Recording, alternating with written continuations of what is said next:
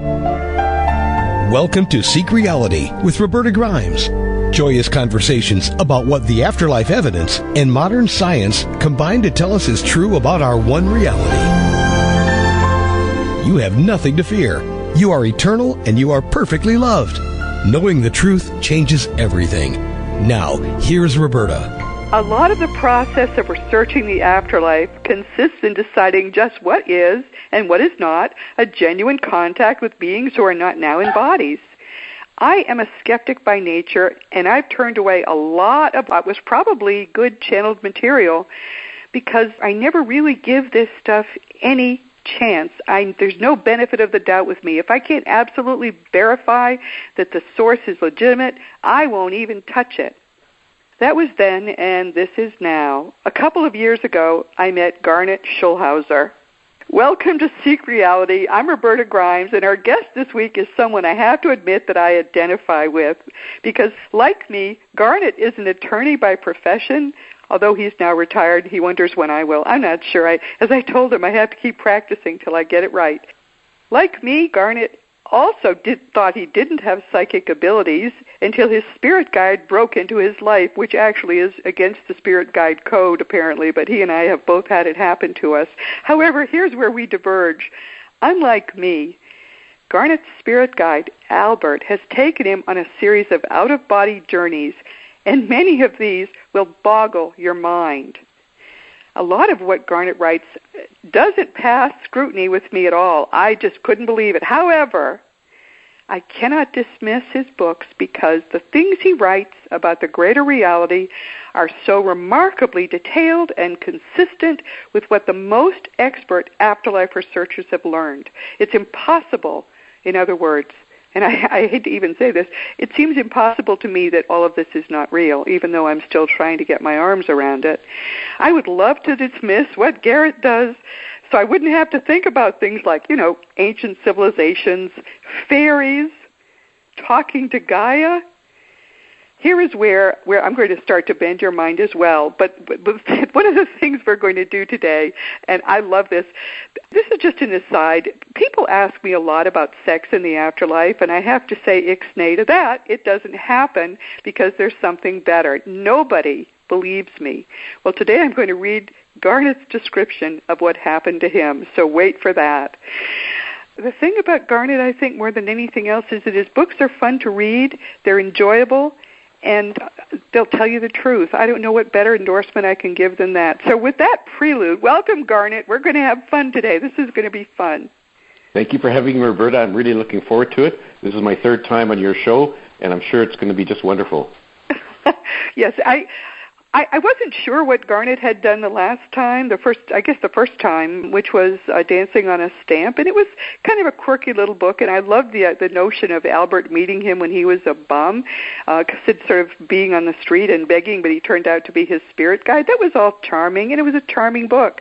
I consider this book to be serious afterlife research. I hate to even say those words, and a lot of people will say I've gone crazy, but I haven't, because I have not seen anything in Garnet's books that's not consistent with what we're told by people who are in a position to know, who are actually dead and are verifiable dead expert communicators.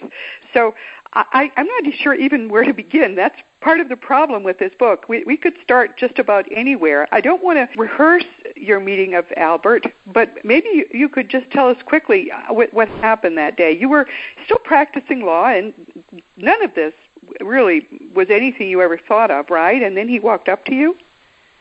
Yeah, I was still practicing law, and I just went for a stroll down the street one afternoon in May, and all of a sudden, out of nowhere, this homeless man just jumps out in front of me.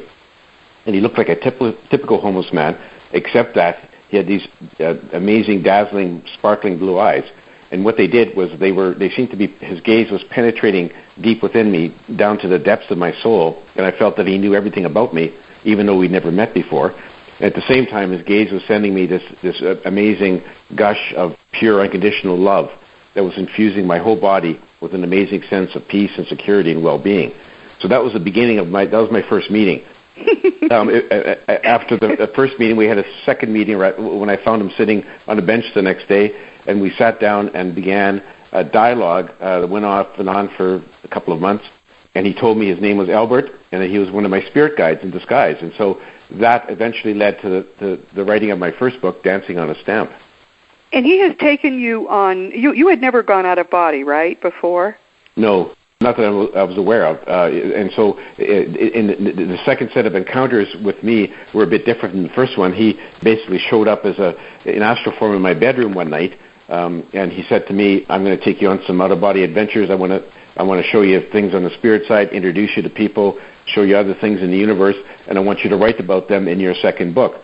Because he said, I believe a picture is worth 1,000 words. And so rather than me just tell you about what I want you to write about, I want you to see it yourself. Yeah. So then he just literally pulled my astral body out of my physical body, and we rose up through the ceiling and up through the clouds, and eventually we ended up going through a shimmering doorway to the spirit side, and that was the beginning of my first astral trip with Albert.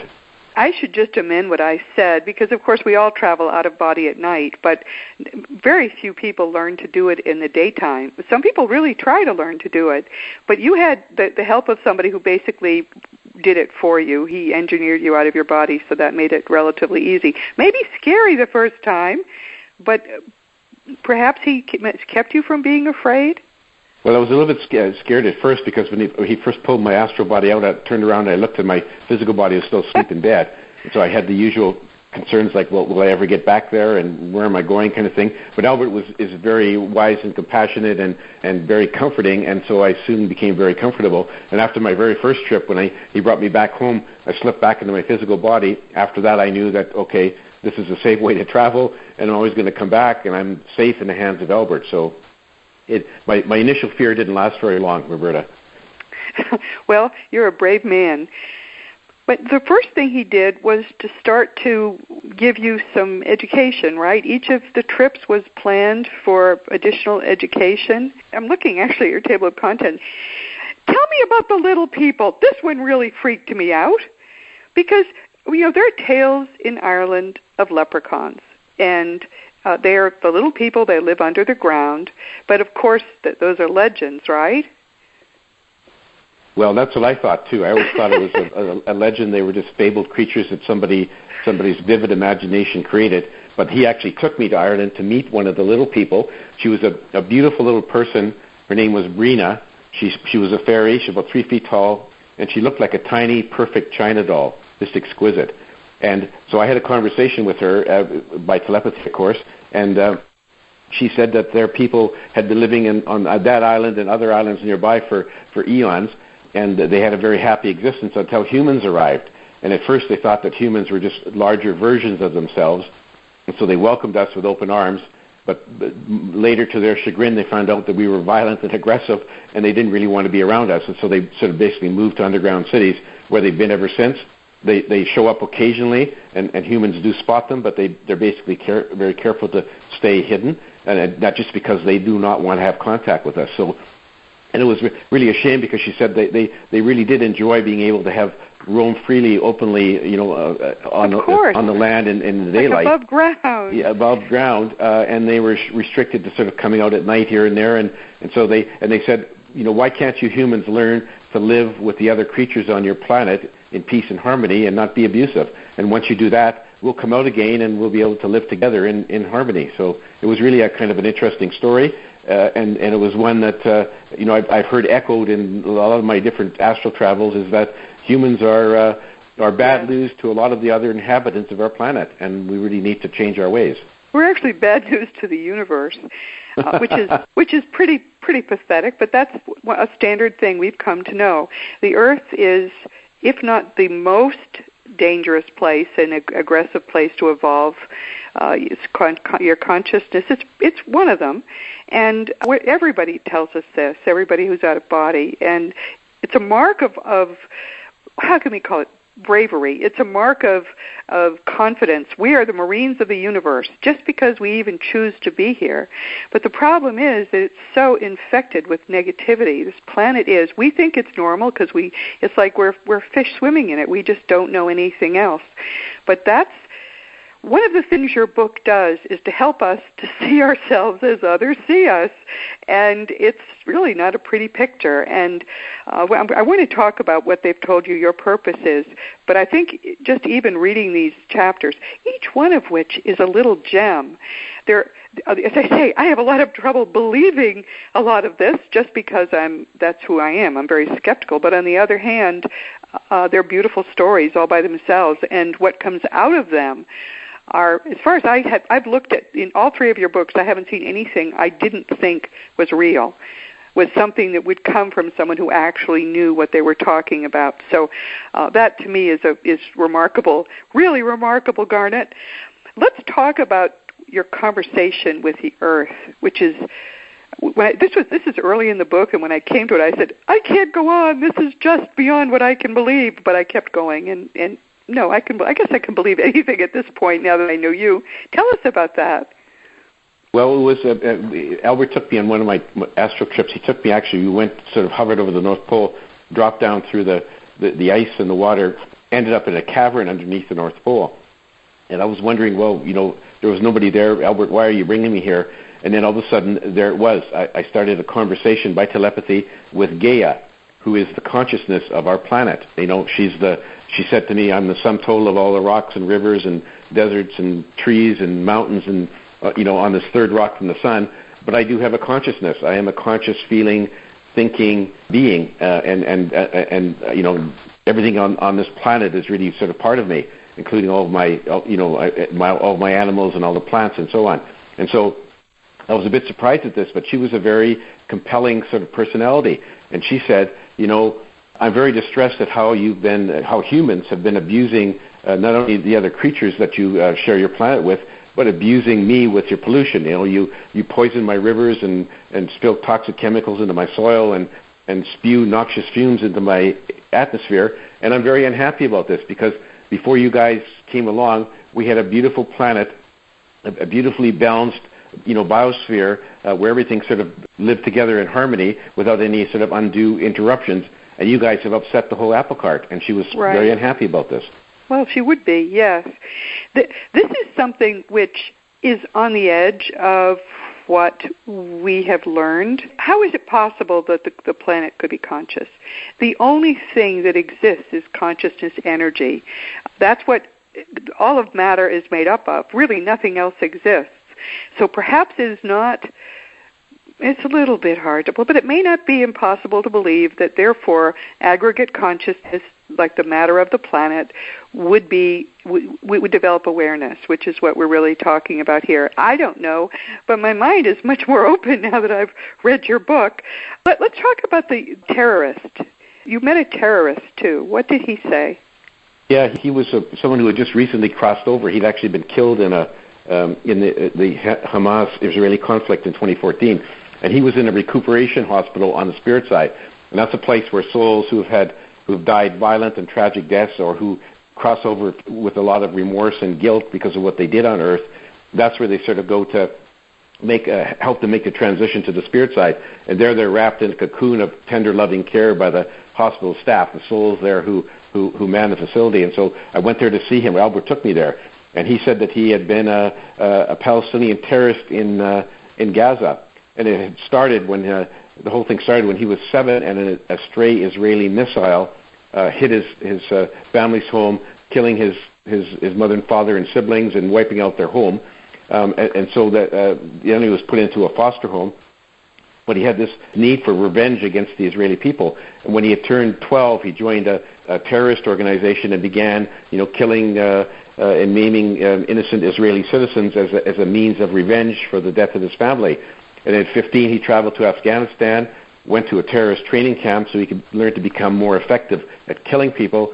Then he came back to Gaza and continued on his ways, blowing up people, shooting innocent Israelis, and luring other innocent young people to strap bombs to their bodies and go into restaurants and bus stations and blow themselves up. So he was on a real trail of terror, and he just couldn't seem to stop himself.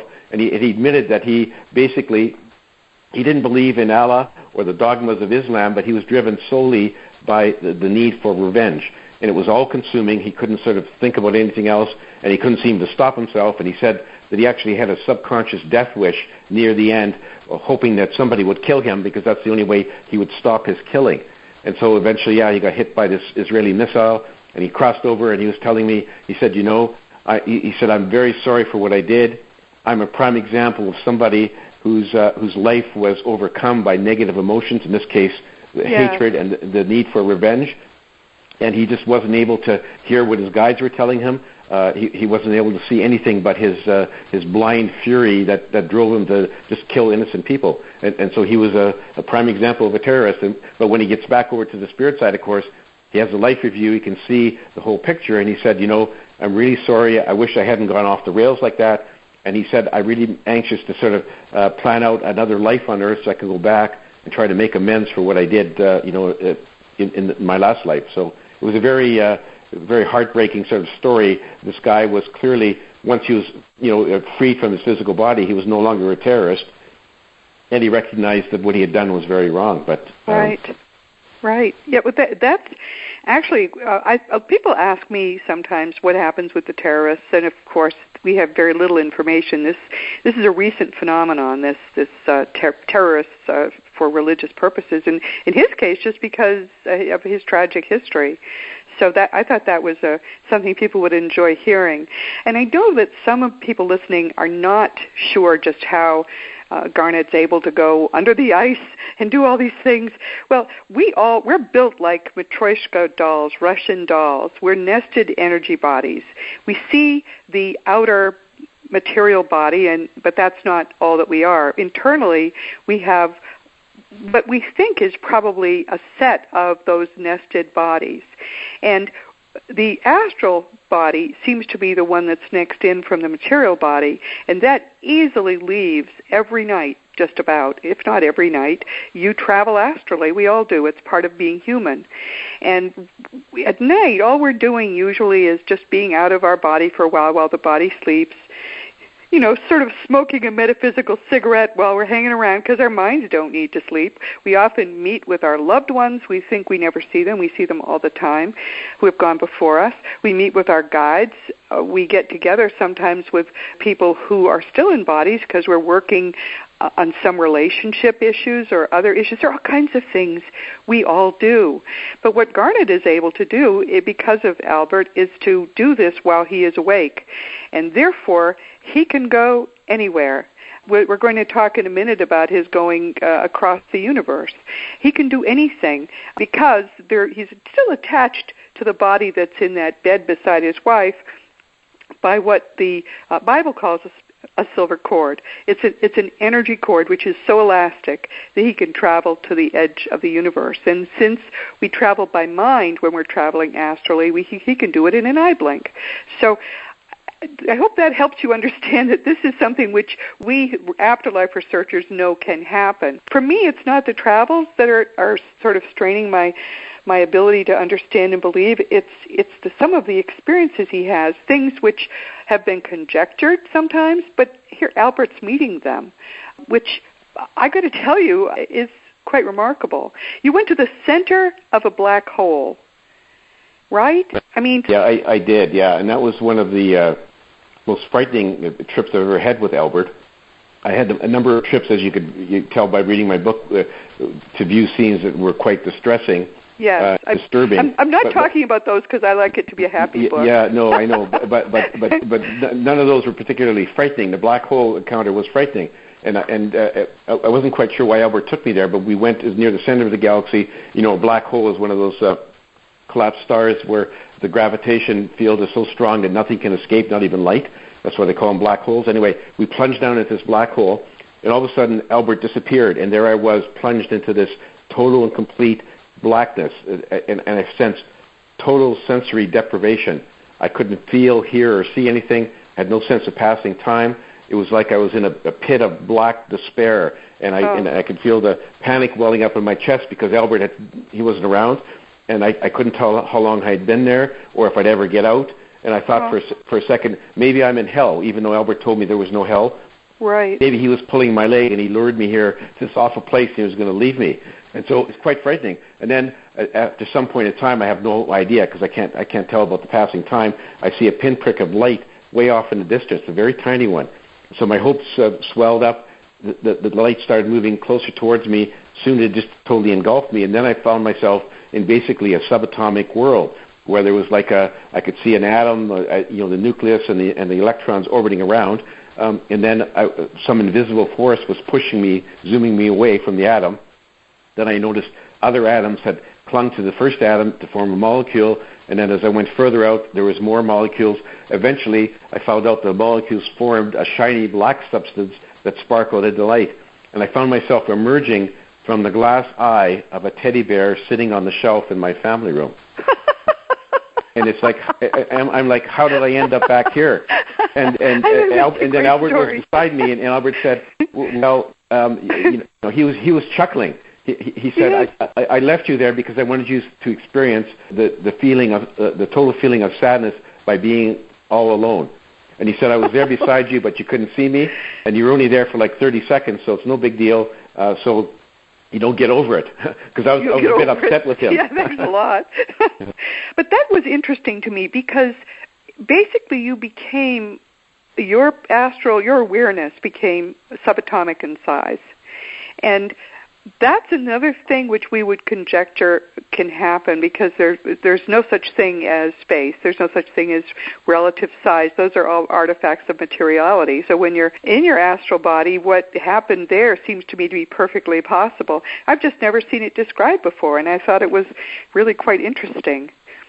Yeah, and he said, I asked him, how did I get back from the black hole to my house and standing in my family room? He said it was. He said the space-time continuum is curved in many more ways than you can even imagine, and you came back through an interdimensional wormhole. That's how he described it. But anyway, I was happy to get back in my house and away from that awful black hole.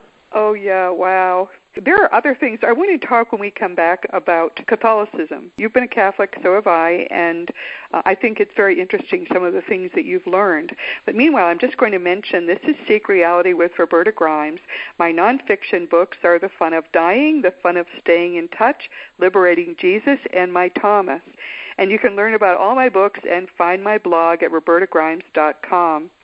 Our guest today is Garnet Schulhauser, a mild-mannered attorney by day who travels astrally with his spirit guide in the evening, and he writes amazingly, and we're going to learn who it is who helps him with his writing.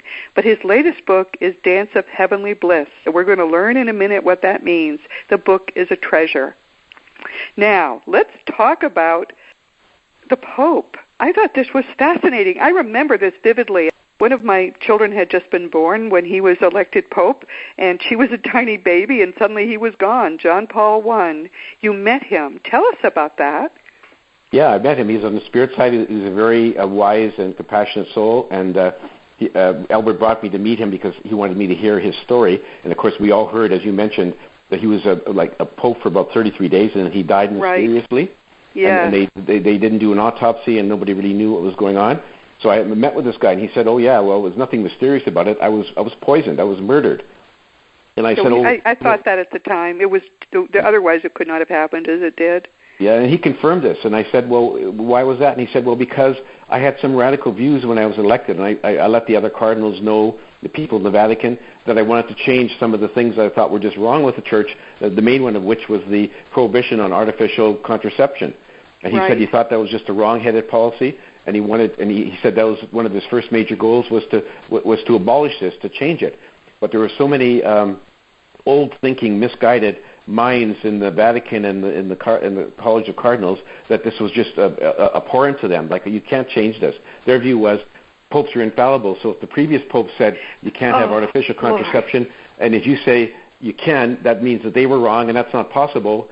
So you can't do it. And they were so upset and so concerned that he was going to proceed that they hired an assassin to poison him. And then they just quickly covered it up, didn't do an autopsy, buried his body. And so that's what happened. And I said, "Do you know who did it?" And he said, "Well, yeah, of course. I've met them here. They've since passed on the spirit side, but I'm not going to tell you because it won't serve any purpose to identify them. But it was insiders in the Vatican." And he said that just demonstrates the the sort of the wrong-headed thinking that the church leaders have had over the centuries and still did back in, when he was the Pope, and they probably still do today. And he said it's a tragedy, and he really hopes that someday they will change their ways. But so far, it doesn't look good, other than Pope Francis, and he didn't mention this, but I'm just making this comment. Pope Francis seems to have some different ideas, and hopefully he can deploy them and make some changes in the church. And as you say, I was raised as a Roman Catholic, as were you, so you know what I'm talking about. Oh, yes. There's another meeting you had with a Catholic who had been a priest in life and had abused children. I think this is, if we want to talk about the sins of the church, my husband, who I don't practice Catholicism anymore, primarily because, longer story than I want to tell, but I love Christianity, I still do, but I found I couldn't be a Christian because it made me fearful, and you can't love what you fear. So I chose loving God over being Christian, and it still makes me sad to have to say that. But one of the great sins of the church is this nonsense about insisting on celibate clergy. So one of the things then that's happened, of course, is that the church has had this terrible stain of child abuse. And you met an abuser, right? I did. Yep. He had formerly been a priest in Ireland. And he had told me the story of his life. He had grown up in a religious Catholic family in Dublin, and he was a typical red-blooded Irish boy, that had sexual drives and dated girls. And then he was normal, right? Yeah, he was normal. And but eventually, he fell, basically started to adore his parish priest, and thought, well, he'd follow in his footsteps. So he went into the seminary, came out as a priest, and eventually he was assigned to his own parish outside of Dublin, and he was good for a while, but he just said that his sexual urges suddenly just became unbearable, and he couldn't control them, so he started molesting, altar boys in his rectory, and he felt badly about it, but he just couldn't seem to control himself. And eventually one of the parents complained to the bishop, and the bishop hauled him in, and he confessed everything to the bishop, and the bishop said, okay, well, confess your sins and promise not to do you again, and he shifted him off to another parish. Different parish, right. The thing repeated again. He tried his best to not abuse children, but he couldn't help himself, and he started doing it again. And so after a couple or three parishes, finally the bishop threw in the towel and put him in a post in the diocese where he wouldn't have contact with children. But he says, he's very sorry for the abuse he heaped on these children, but he said that the main cause was that he was the church's policy that he had to remain celibate, and he had no normal outlet for his sexual drive, and right. And it ended up being distorted and convoluted into aiming it towards helpless young boys. And he said that was the cause of it. It was the policy of celibacy. He really wished they would change that, and he was sorry for what he did. But he said, sometimes you just can't, no matter how you try, you can't stifle some natural urges that you have being a normal human. You're normal. That's exactly right. I thought that was really interesting. It's hard to. We tend to think that when people do evil things, they're evil people, and I think that, as that story shows, and actually as all of your meetings with people who have been alive on Earth show, they're not evil people. It's the culture that they lived in here. It's the negativity of the planet itself that stressed them to the point where they did evil things, but they're not evil people. And you also met Lucifer, right? Talk about Lucifer. I thought this was clever. I thought this was cute. Well, that was a surprise, because Albert had told me before that Satan did not exist. It was just an invention of religious holy men.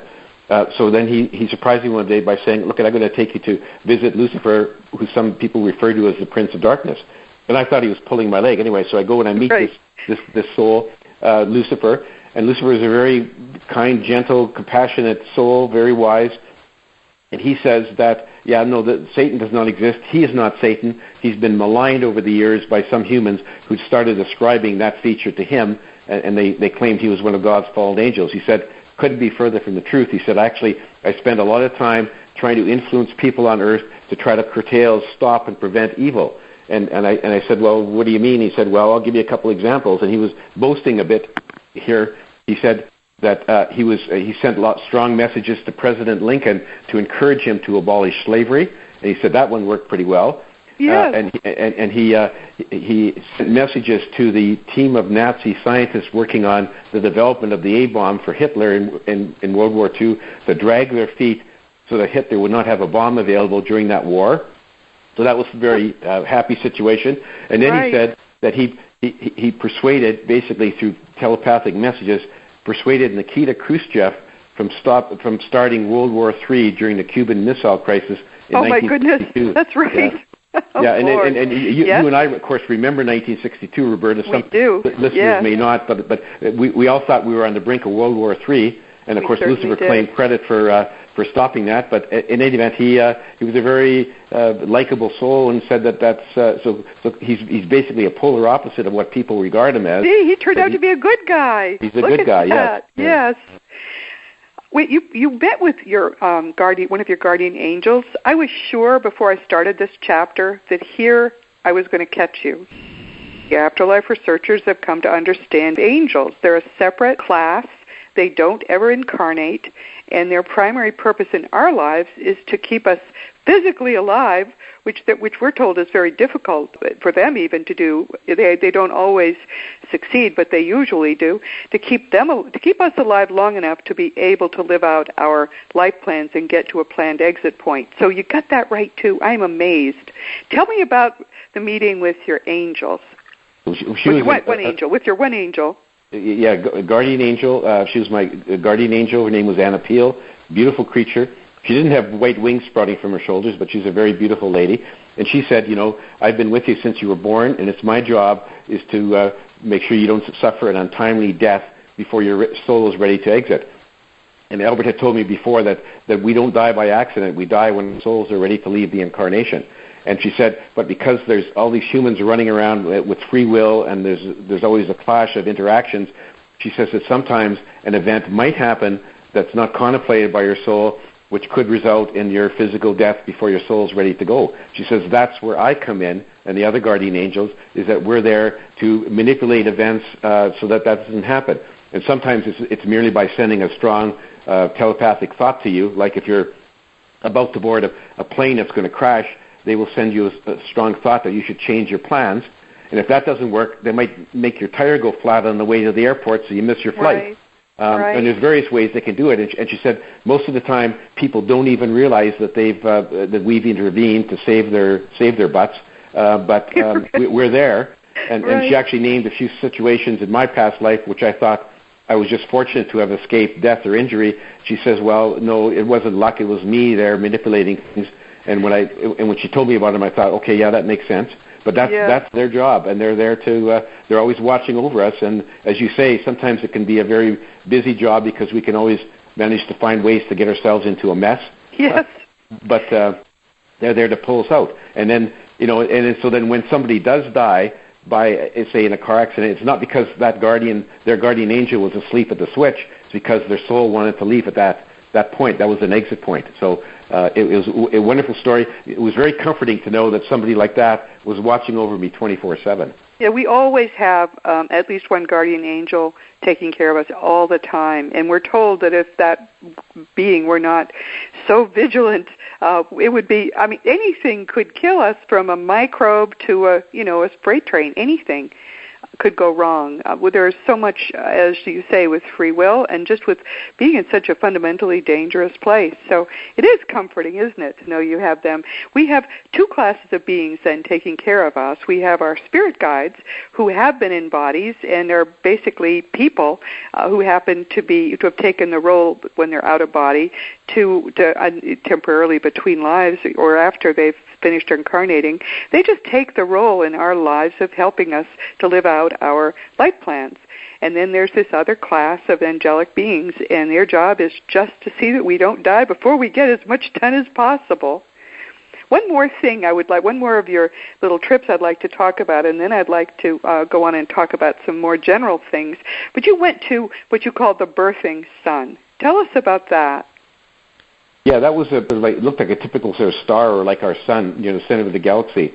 And as we were hovering sort of, outside of it, I noticed what looked like to be like sparks of light that were sort of being spun out and flowing out from the sun, and they were sort of landing on one of the large planets orbiting the sun.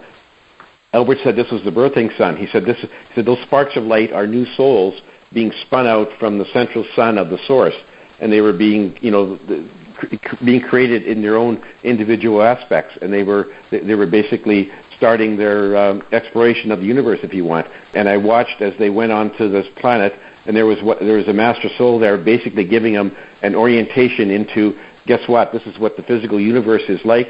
And here's the places you can incarnate. Here's what to expect, and it was like a group of new employees being oriented into a new business. Right. What's interesting to me about that is there is another account of someone going to see souls being created and spinning off, and it's a very similar description, these sort of entities being spun off from a central source. And that other description I read, I'm sure there could be more, but the other one that I've read was from Journeys Out of the Body, Far Journeys, I think it was from Ultimate Journey with Bob Monroe. So I believe there is such a place and such a thing happening. Why could it be happening now? Because there is no time.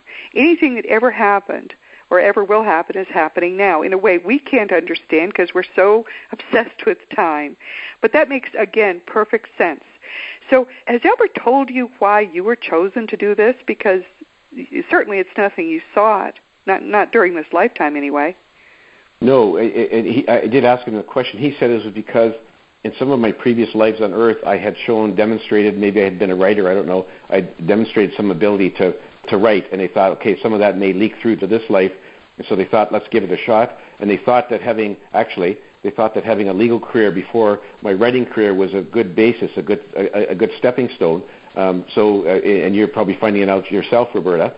Yes. And so that was the reason. He wasn't very specific. He just said that was, of course, it was all planned before I was born. It's part of my life plan that I would hook up with Albert, but I don't remember my life plan as you don't, and it was all planned beforehand. And he said that, and he was happy. He said he thought it worked out fine. He could make anybody his messenger. He has a number of messengers, but he wanted somebody who he thought would be able to write books in a clear and cogent fashion that would be understandable by all people. And so that was his direction to me as I'm writing my books, is make them clear, easy to understand, and easy to read. And so hopefully I've done that.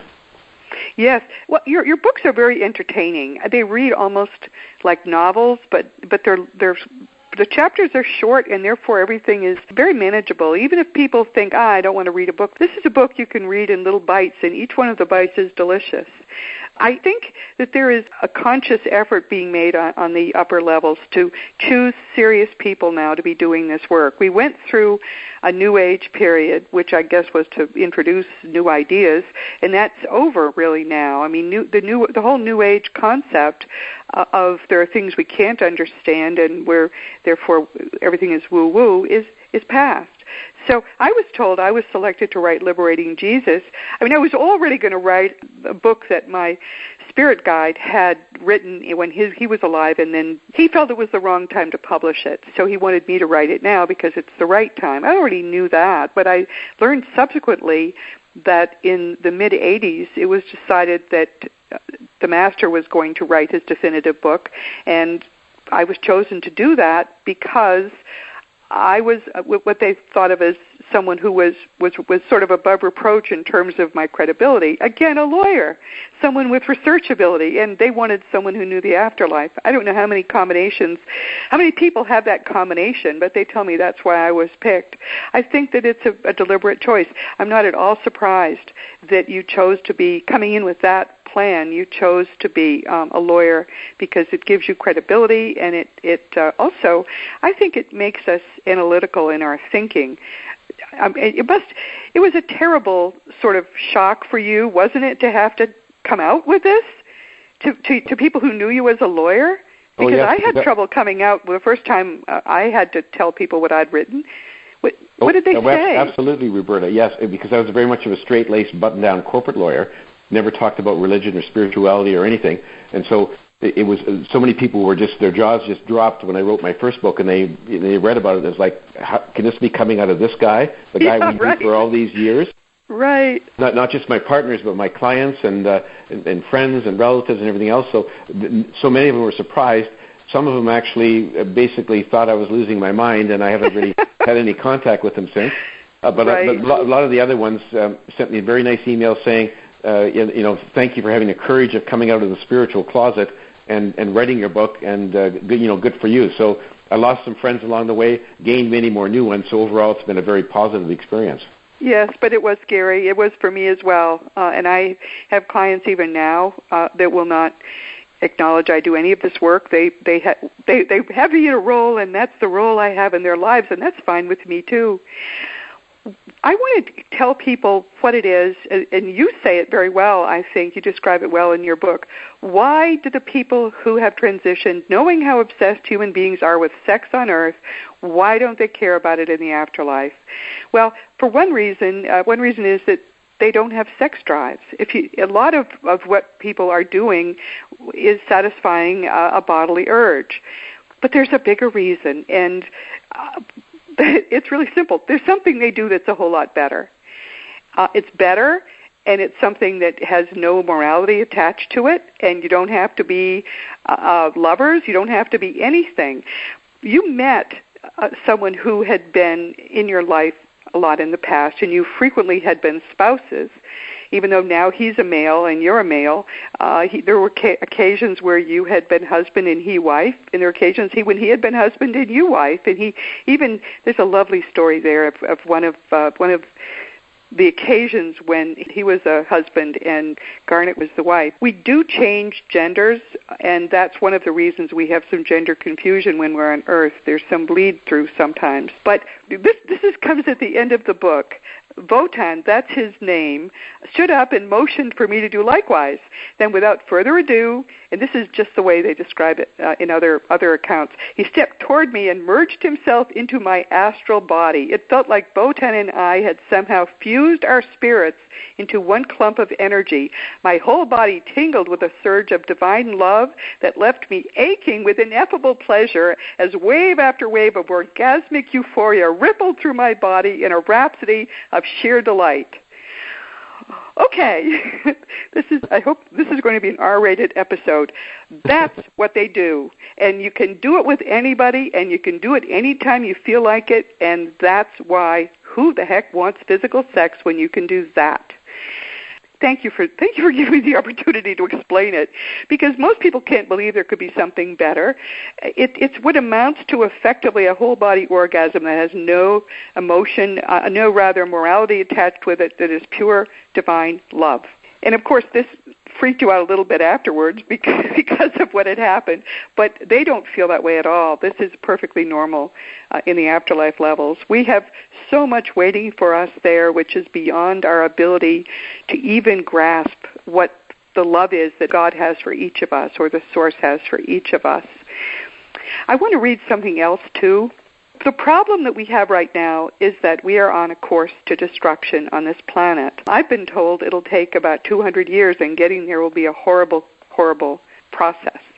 So many people at the very highest levels of reality are coming together and I think it started almost 100 years ago, maybe even more than 100 years ago, but it's intensified dramatically in the last few decades. They're working to raise the consciousness of the planet, of all the people on it. And this is something you asked Albert about, and are we going to survive? Albert looked thoughtful as he responded. There's always hope for your civilization, but it's not a foregone conclusion. The Source created Earth and all of its creatures as a way to experience life on the denser planes, and it has been content to let life in your planet follow its own path without any interference. Unfortunately, your human civilization has strayed off course by allowing fear to rule its actions, and the only way to conquer fear is through love. If you can fully embrace love for all humans and for Mother Earth and all of her creatures, fear and all of its spin-off emotions like anger, hate, greed will melt away like a snowbank in the spring. That's beautiful, and it's true. That's what we're facing if we cannot learn to rise above the negativity. And here you say it's fear-based, or rather Albert does. I think that's a reasonable supposition. Fear is the opposite of love. where one exists, you cannot really have the other. And so where we should have love as the primary driving force of this planet, we have fear. And fear has given rise to so many other things which are negative. And this is the process of turning it around. That's what my life's work turns out to have been all along. And Garnet, that's what your life's work turns out to have been all along. We just didn't know it as we were, going around along our happy lives and just thinking we were doing these things just for us, practicing law, and in my case, doing afterlife research. All of this is coming together to work to raise everybody's consciousness. It's already happening. I can see it happening in my audiences. I don't know if do you have that sense too? Because I know you're speaking a lot.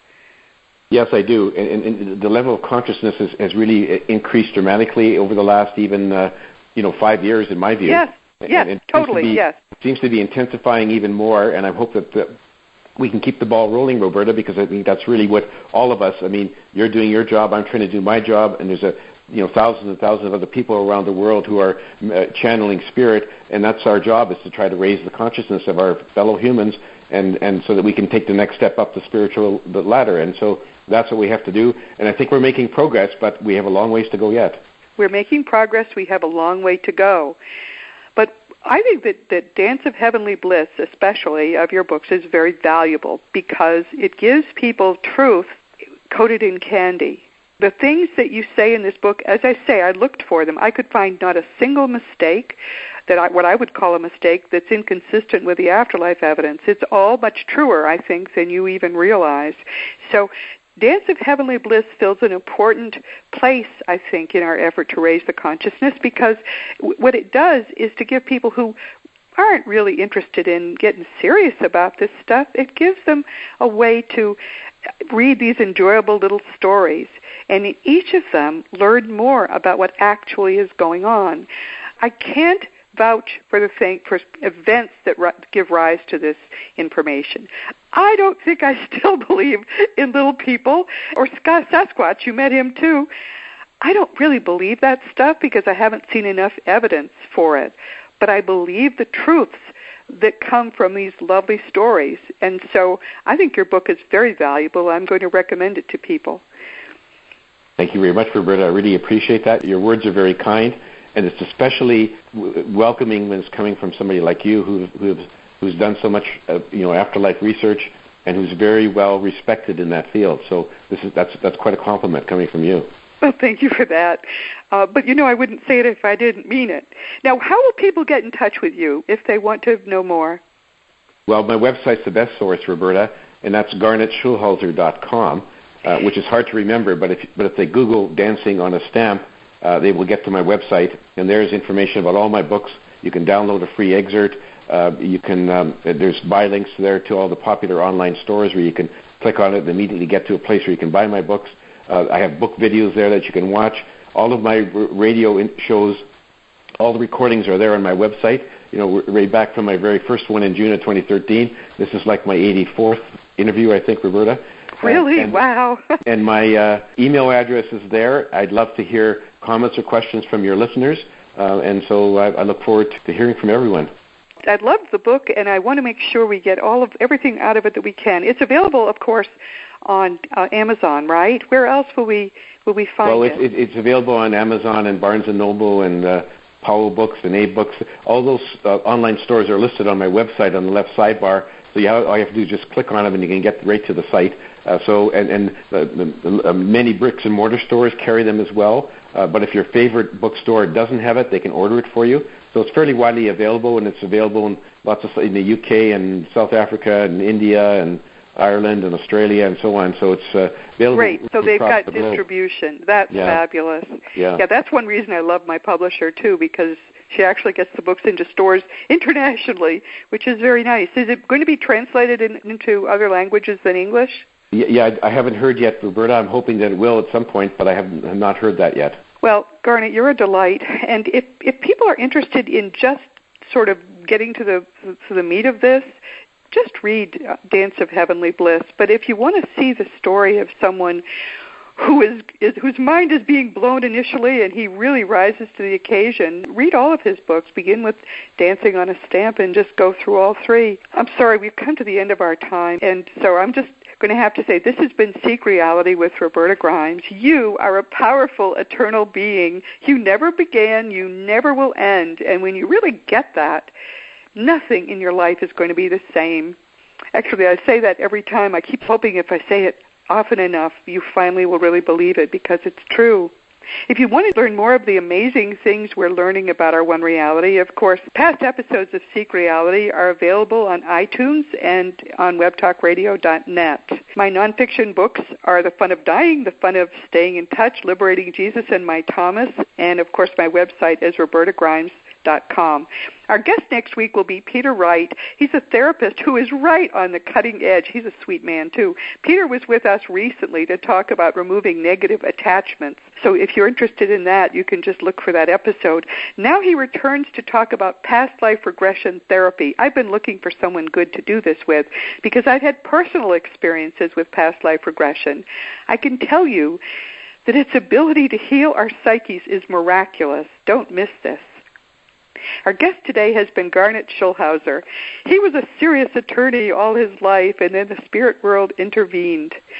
The books he's written about astral journeys with Albert, his spirit guide, are really entertaining. As I say, I can't vouch for all the things that he says happened, although I believe that he is an honest and sincere person. What gets me about his books is that the science is so perfectly right. Garnet is on the edge of what I could believe, but for you it may be easier and more enjoyable to believe everything he says. And the point is, he gets the details right. So I have to begin to believe, Garnet, that this is actually true, and I find it hard to say that, but that's the way it is. Dear friends, you and I are going to live forever. That's no longer in doubt, so please give yourself the joy of investigating and learning the truth while you're still here, because being certain that everyone you love is eternal is going to make you the happiest that you can be. But for now, please enjoy and make the most of this coming week in our one reality, knowing that you are a powerful, eternal being and you are infinitely loved. You've been listening to Seek Reality with Roberta Grimes. Roberta blogs and answers questions at robertagrimes.com.